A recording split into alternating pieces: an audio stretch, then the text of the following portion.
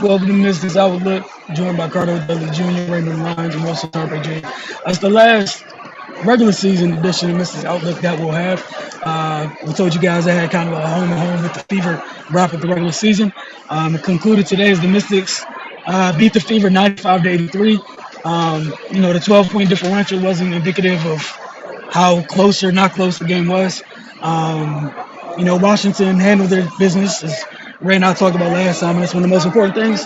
They had some stretches of really good defense today, but we've known who they're going to play for a couple weeks now, or it feels like a couple weeks. So they'll be matching up with the Storm on Thursday in Seattle. But as far as today goes, we'll start with you, Ray. Your thoughts on tonight's win. Then we'll get to Cardell. Yeah, man, they handle business at home, close out the season on a high note. That's really all I was looking for, man.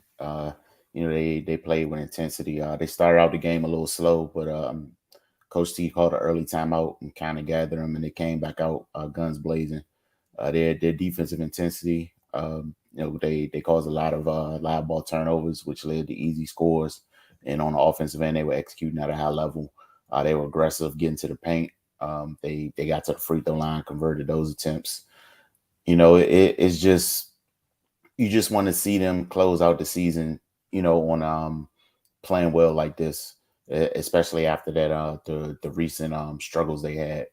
And you see Elena kind of get back to herself. She had 2 strong games to close things out, which of course is going to do wonders for her confidence and just her mental state going into the playoffs. They got a tough first round matchup against a team that plays them extremely well. It's going to be a battle. So it was imperative that they go into that series with some positive energy.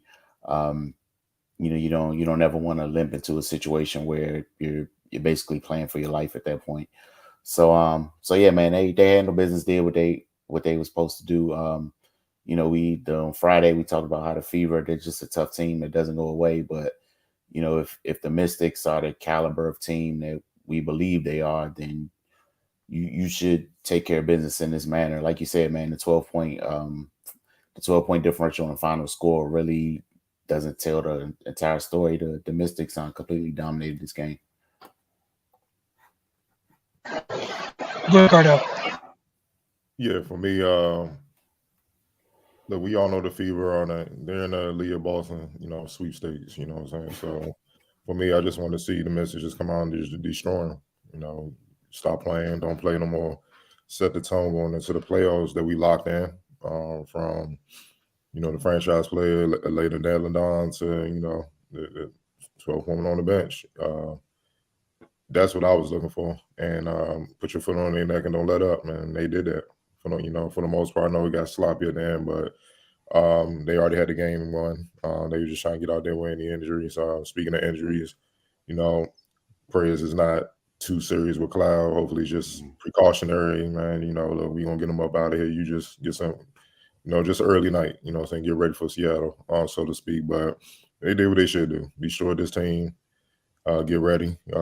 Saw earlier that the Storm lost to the Aces, which is interesting because they were tied with the Sky. I mean, not tied with the Sky.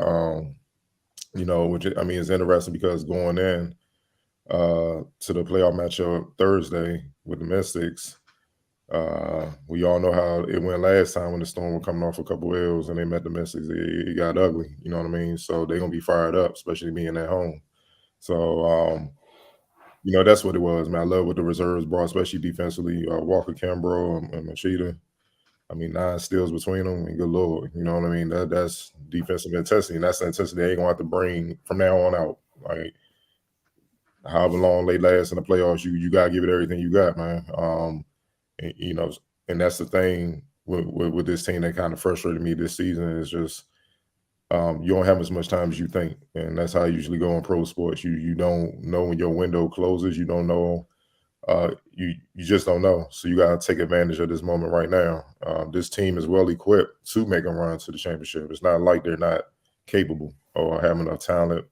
Obviously, the coaching is there. They have everything they need. They're going to grind it out more than what we saw in 2019.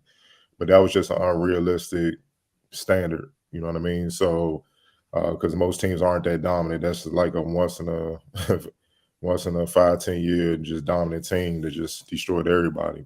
This year is up for grabs because it's about 4 or 5 teams that you can see winning the championship, and the Mystics aren't that much. So the thing with them is, what Mystics team are we gonna get? We're gonna get the one that comes in and they're not as focused, or we gonna come in that the ones that is focused, that beat the storm, that locked in, that defended, that finds a way to get the W. And we're gonna see on Thursday, but they did what they should do.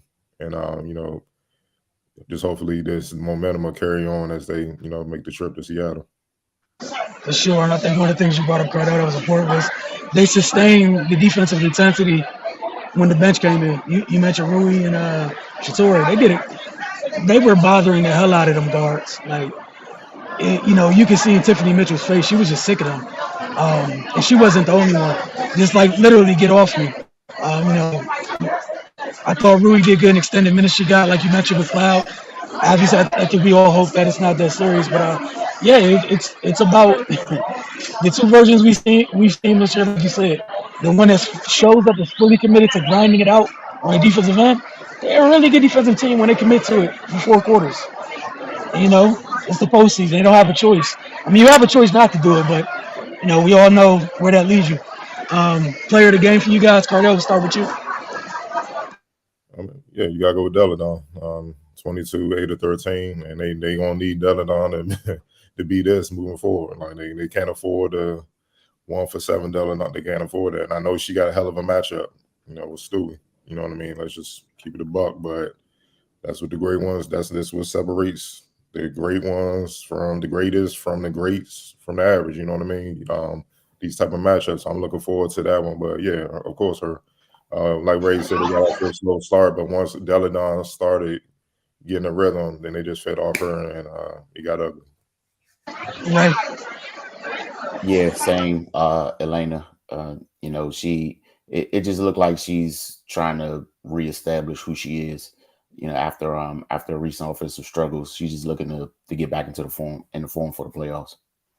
All right, this one might actually be a tough question. X factor for the night. I'm gonna go with Shatori. Just the way she played on both ends. 8 points, 3 of 8, 3 assists, but those 5 steals. That's tough. That's real tough. You strapping. You. That's what I mean by being locked in. Because then that alone could get you 8 points. Just playing the passing lanes, and that could be the difference in the game. So that right there shows you that. That right there shows you that that she's capable, right? Like, and they're gonna need her. Jewel, Sue. That's what I mean. It's gonna be fun to watch, but they're gonna need her. But she gets my vote, man. I love what she brought, especially on the defensive end. Right. Yeah, I agree with Cardell, man. Just what she brought, the energy, that offensive punch off the bench, the defense, her being able to sustain that, with Cloud going down, and then giving Atkins a spell, that's huge, man. And it's just what she's been doing the entire season, man. And I'll give her the nod, but I gotta show Rui some love for stepping in for the for the entire second half with Natasha Cloud going down, man. Like, that's a good it's good to have that level of depth where, like, Cloud she's in that upper echelon of point guard for the league, and for Rui to come in and be no drop off on either end. She was a pest defensively. She ran the show offensively, and just kept things going with the momentum they had in the first half. So yeah, man, and that's been a area of inconsistency for the Mystics the entire season, that bench production. One game they're up, and the next game they kind of absent. So it's good to see them kind of get things rolling in that area to end the season. All right, so y'all made it where it wasn't a tough question. I want to thank y'all for tuning in. We'll see y'all Thursday.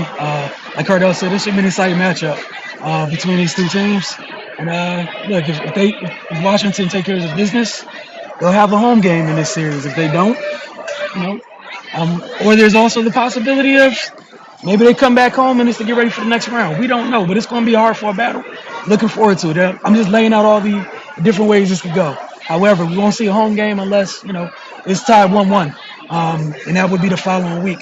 But playoffs start Thursday night for Washington. We'll see you guys after the game. Y'all have a good one.